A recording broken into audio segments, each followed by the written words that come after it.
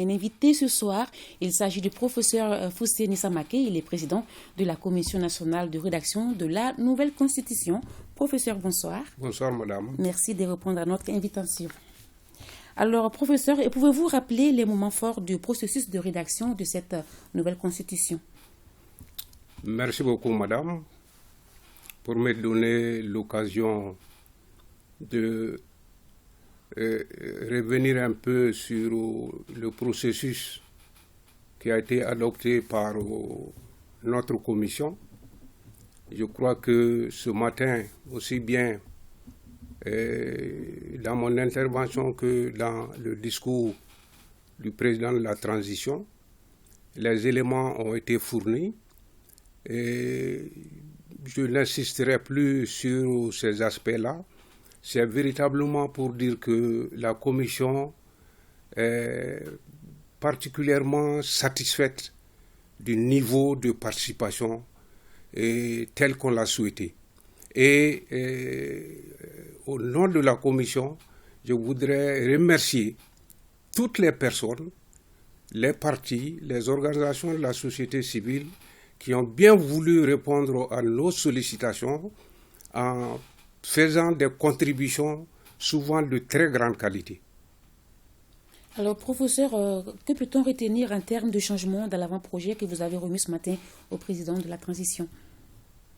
Alors, madame, c'est en fait le plus important, le contenu de la Constitution, ou plutôt du projet ou de l'avant-projet de Constitution. Et sur ce point, les innovations, les changements qui ont été introduits sont extrêmement importants. Si nous prenons d'abord la forme, la Constitution ou l'avant-projet de Constitution comporte au total 195 articles. Par comparaison, la première Constitution, celle de 1960, comportait 52 articles.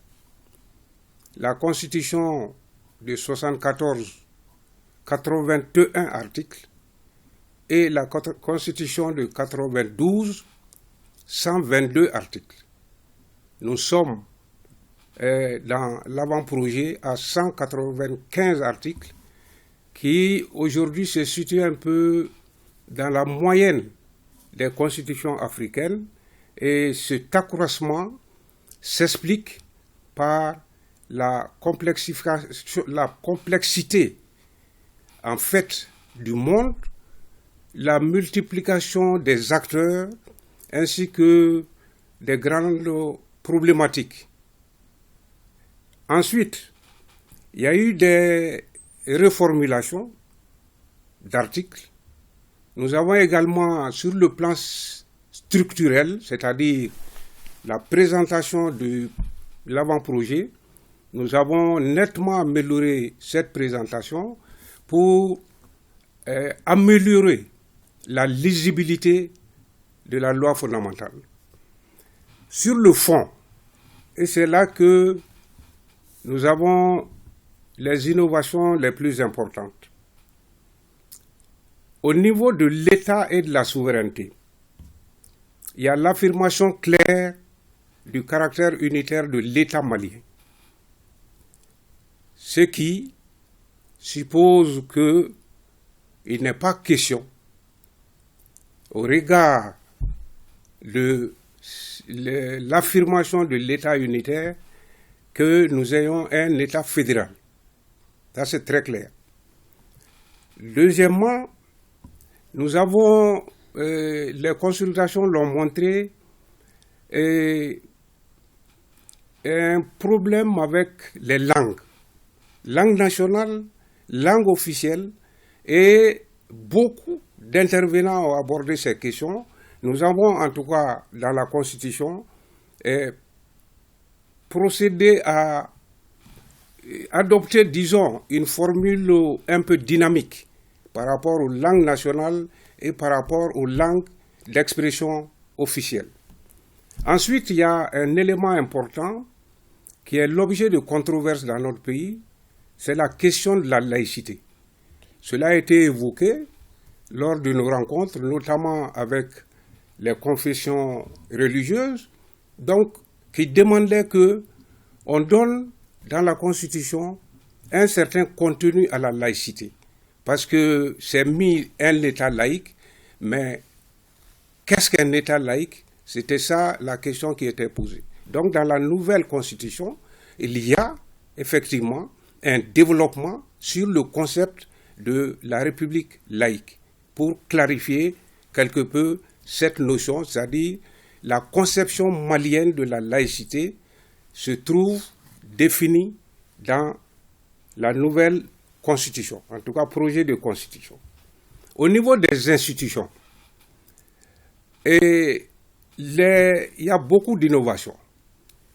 Le président de la République demeure, le gouvernement demeure, mais l'Assemblée est remplacée par le Parlement. On verra plus loin que nous aurons un Parlement à 2 chambres. Ensuite, il y a la Cour suprême, la Cour constitutionnelle et une nouveauté, la Cour des comptes. C'était une exigence de l'Union économique et monétaire depuis des années et cette révision va permettre au Mali de se conformer un peu à ces exigences-là. Et le Conseil économique, social et culturel change un peu de nom avec l'ajout d'environnemental. Conseil économique, social, culturel et environnemental. Donc, disparaissent de la liste des institutions de la République la Haute Cour de justice et le Haut Conseil des collectivités. Disparaissent de la liste des institutions. En ce qui concerne le pouvoir exécutif, il y a des changements majeurs, notamment dans la distribution des pouvoirs entre le président de la République et le Premier ministre. Vous savez, dans la Constitution actuelle, on dit que c'est le gouvernement qui détermine la politique de la nation. Avec la nouvelle Constitution, c'est le président de la République qui détermine la politique de la nation et c'est le Premier ministre, plutôt le gouvernement, qui conduit la politique de la nation. En fait, ce changement intervient pour clarifier un état de fait qui est là depuis toujours, à savoir que, en réalité, la détermination de la politique de la nation depuis que nous avons cette constitution de 92, cette détermination, elle est faite par le président de la République et non par le gouvernement. Il s'agit donc, en réalité, de mettre fin à une sorte de fiction juridique pour revenir à des réalités en disant clairement que la politique de la nation est déterminée par le président de la République, ce qui le responsabilise totalement en ce qui concerne, évidemment, la réussite ou la non-réussite des politiques qui seront mises en œuvre. Ensuite, il y a la limitation pour le gouvernement du nombre des ministres. Cela a été demandé plusieurs fois, qu'il faut limiter le nombre de membres du gouvernement. Dans la Constitution, il est inscrit que ce nombre ne peut dépasser 29. Ce nombre ne peut dépasser 29, quelle que soit leur dénomination. Ensuite, on a introduit des chapitres nouveaux sur l'administration, sur les forces armées et de sécurité.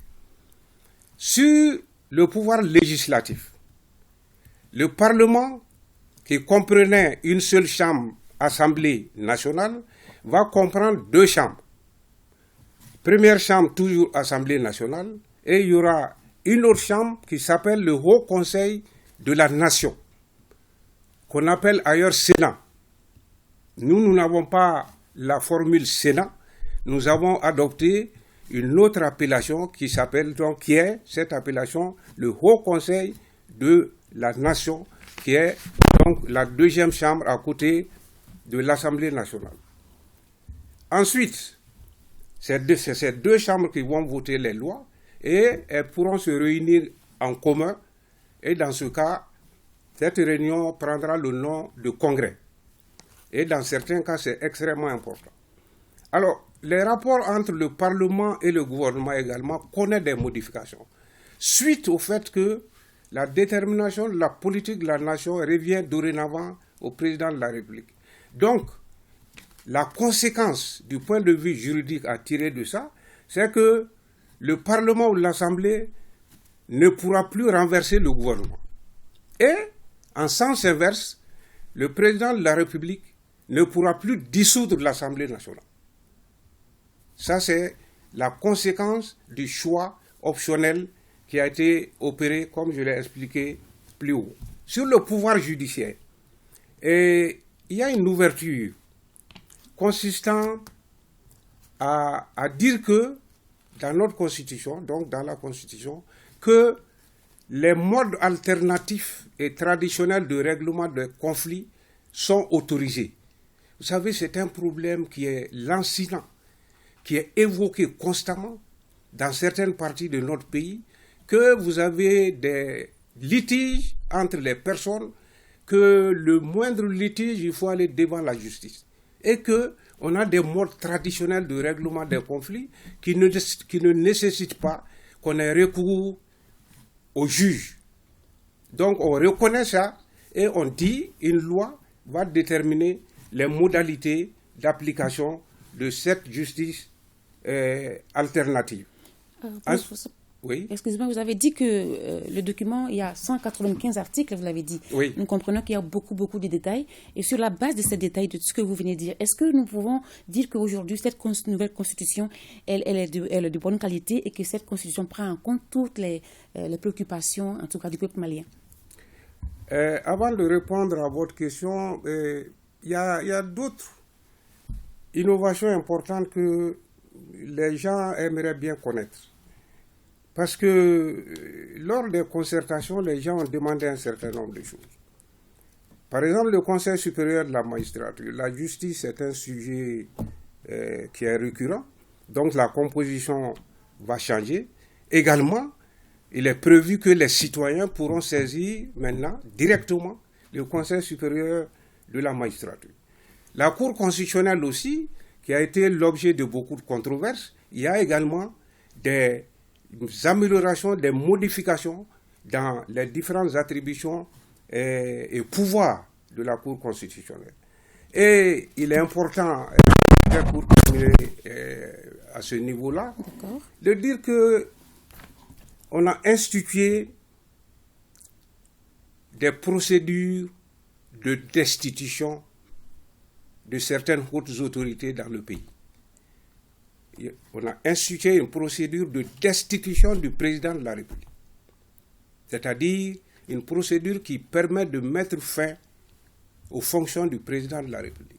Également, procédure de destitution du président de l'Assemblée et du président du Haut Conseil de la Nation lorsque, effectivement, ces personnalités ne sont plus en mesure de répondre comme il se doit aux nécessités, aux exigences de leurs fonctions. Voilà, madame, ça c'est vraiment les grandes lignes des innovations, oui. Mais sur 195 articles, vous comprendrez qu'elles sont beaucoup plus nombreuses. Et quand le document va être publié, chacun pourra se faire une opinion des changements qui ont été introduits par la Commission. Alors, cette nouvelle constitution, est-ce qu'elle est bonne comme constitution? Est-ce qu'elle prend en compte toutes les préoccupations du peuple malien? Une constitution, est-ce qu'elle est bonne? Est-ce qu'elle n'est pas bonne? Ça fait appel à la qualité de la à la valeur de la constitution. En réalité, un texte écrit n'est jamais parfait. Personne ne pourra vous dire qu'un texte écrit est parfait. C'est la raison pour laquelle, d'ailleurs, il y a des modifications de constitution. Oui. Donc, quand ce n'est pas parfait, ça veut dire que c'est modifiable. Deuxièmement, la valeur d'une constitution ne tient pas à son texte. C'est la pratique. La pratique qui est développée sur la base de la constitution. Et cette pratique-là repose essentiellement sur les acteurs. sur les acteurs.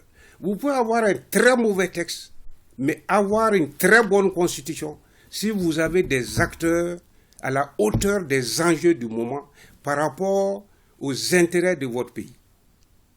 Et vous pouvez avoir aussi une très bonne constitution écrite, mais si vous avez des acteurs qui ne présentent pas de vertu pour la direction d'un pays, évidemment, vous ne pourrez pas dire que vous avez une bonne constitution.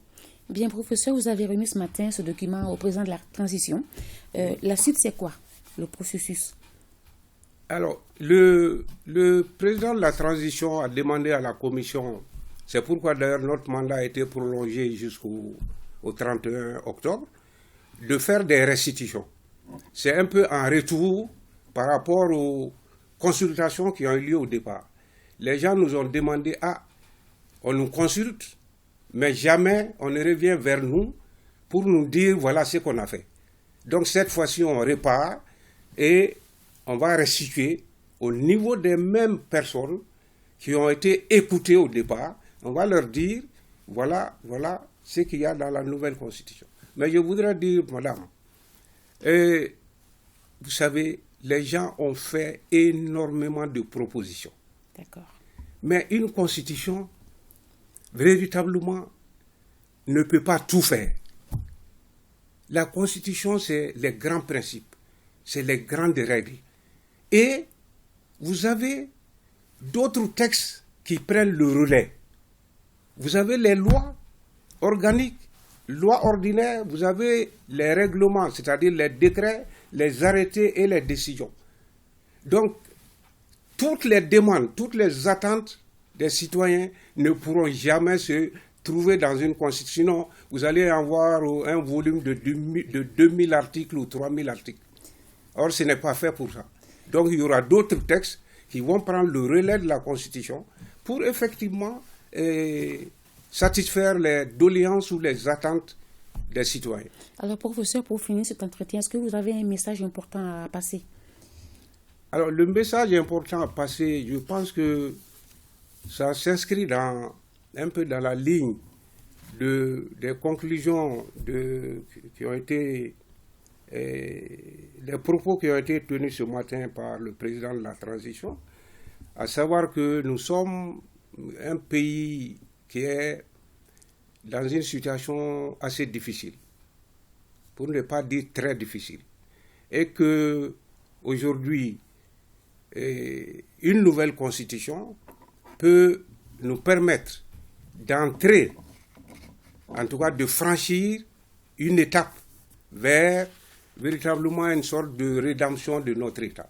Je pense que c'est extrêmement important. Donc que les citoyens partagent l'avant-projet ou le projet et véritablement qu'ils comprennent l'enjeu en tant que tel, qu'ils comprennent l'enjeu. C'est ce que la commission et je pense toutes les autorités et les Maliens, je pense que c'est ce qu'ils souhaitent. Merci, professeur. Merci beaucoup. Vous êtes madame. le président de la Commission nationale de rédaction de la nouvelle Constitution du Mali.